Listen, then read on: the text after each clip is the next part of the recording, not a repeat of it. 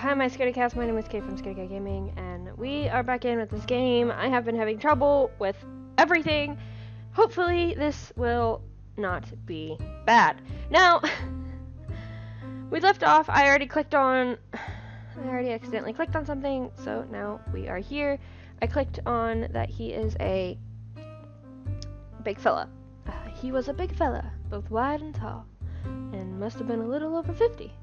He had a round head, kind brown eyes, and a cropped ring of gray hair encircling an otherwise bald cap. His voice had a warm timbre that contemplated the tobacco and whiskey smells of his speakeasy.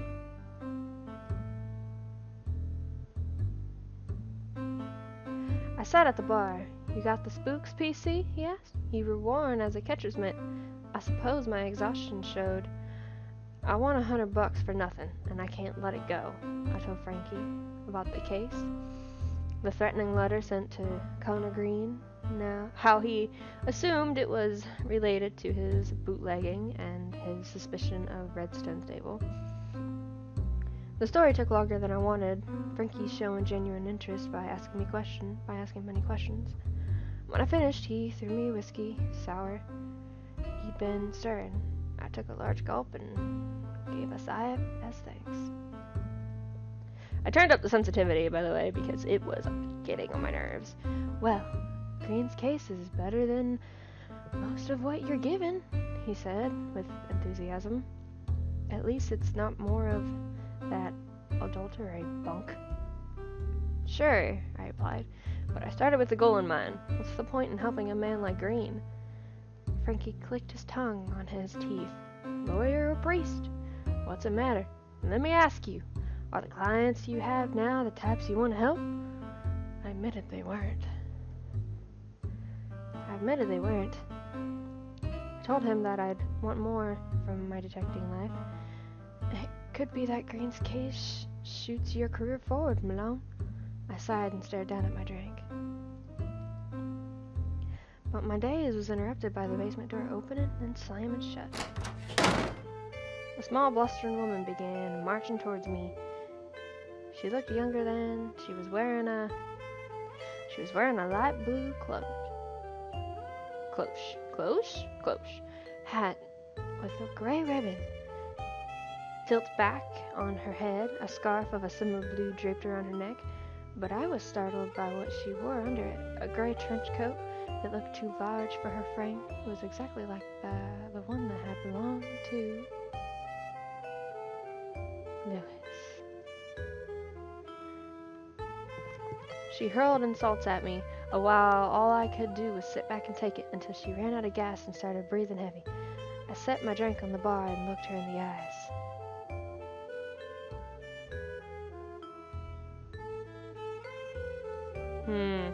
I inserted a hello. I studied her features. I turned away. I don't know.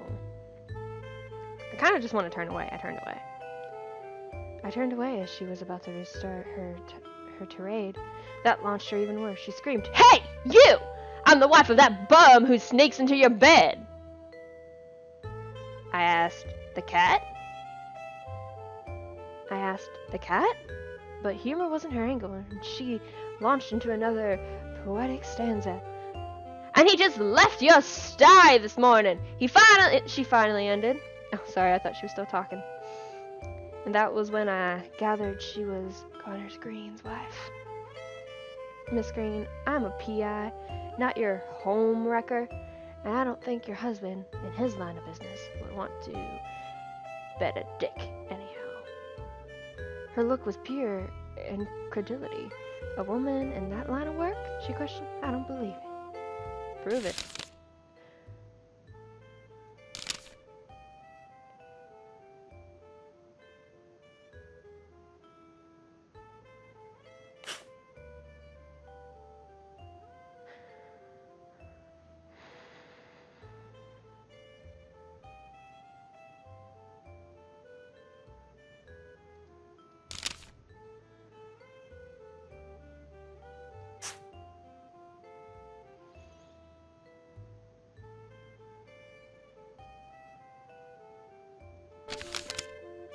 Told her about Connor had come to me, the bootlegging and the threats.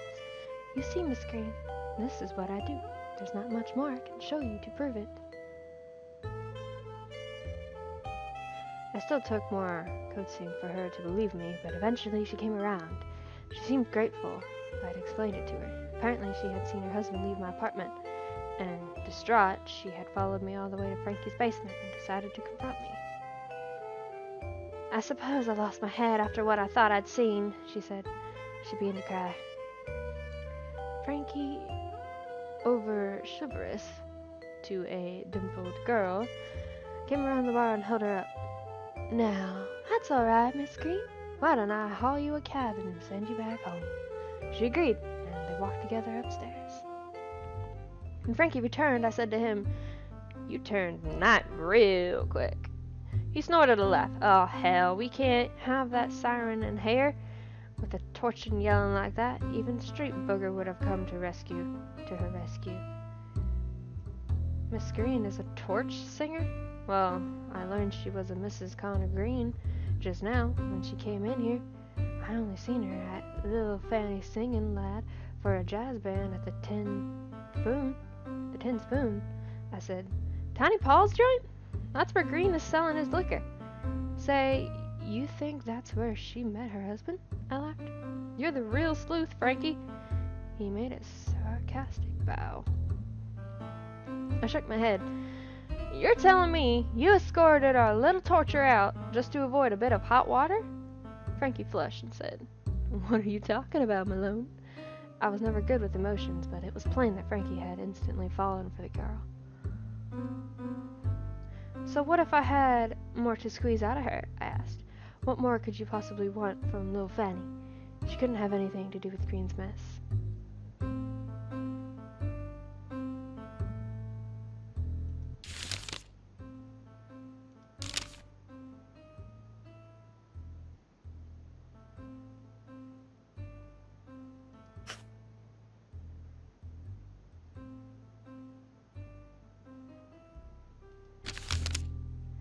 How does that prove she knows anything? Frankie said. He was right. It didn't. I don't know how Miss Green's related to any of this, he concluded.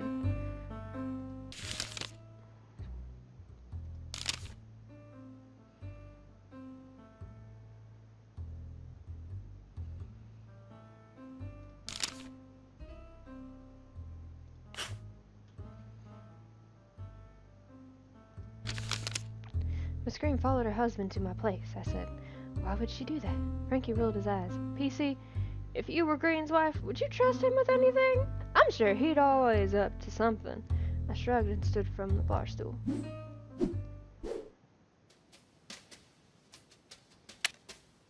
Once I asked Frankie to lend me some cash from that register. He growled so fierce that I decided not to ask again.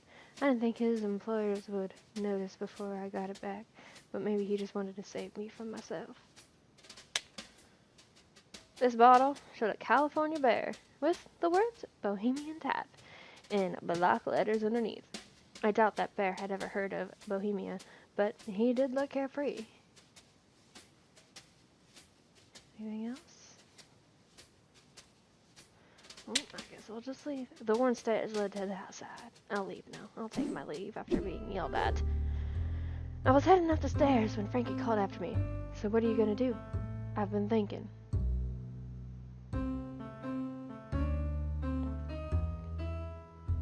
I've been thinking about little Fanny. I suppose even mobsters had people who cared about them, and she's been wearing Lewis's old jacket. So perhaps Green and Lewis had been closer than I realized. I guess I'll take Connor's Green's bait, I replied. I've got nothing better on the stove, and he might need the help. Something still stinks, though. Well, what's your plan? Frankie asked. The way I see it, I have 3 goals right now. Green hired me for a job, find the guy who wrote the letter. That's the basic part. But you want more, said Frankie. I nodded. Green's a shady character. I have to learn about him. Who is that guy? Dig in his past? I can't go back to him blind. And then there's something about his bootlegging. How'd Green get a connection like that? What's his source exactly? Squeezing that lemon might give me more juice. That sounds alright, he replied. So where is it you're off to? I've got 3 leads, that bootlegger stable, who Green claims sent him the letter, the Tin Spoon Lounge, where I might learn more about Green's rum-running schemes, and Miss Green, who could give me more dirt on her husband. Frankie nodded his approval. Well, if you're ever stuck, come back and see me. You can never solve anything without talking it over. I smiled and went up the stairs. I was debating where to go next. Stable's barbershop. Green suspected Redstone Stable of sending him the letter. Apparently, Stable owned a barbershop in the financial district. I figured there would be no harm in asking Stable about it directly. We're gonna go there and we're gonna check it out. I entered a taxicab driven by an old man with a mustache. He turned to me with eyes that had a playful glint. Sorry, he said in a rough voice. Oh, sorry, I can't do guys' voices. Sorry, he said in a rough voice. This is the end of the demo. I can't take you any further. I didn't know exactly what he meant, but something in that gaze made me understand. Now, if you'll keep your eye out for the full release, that'll be swell, he continued, but for now, please exit the main menu. I nodded and went my way.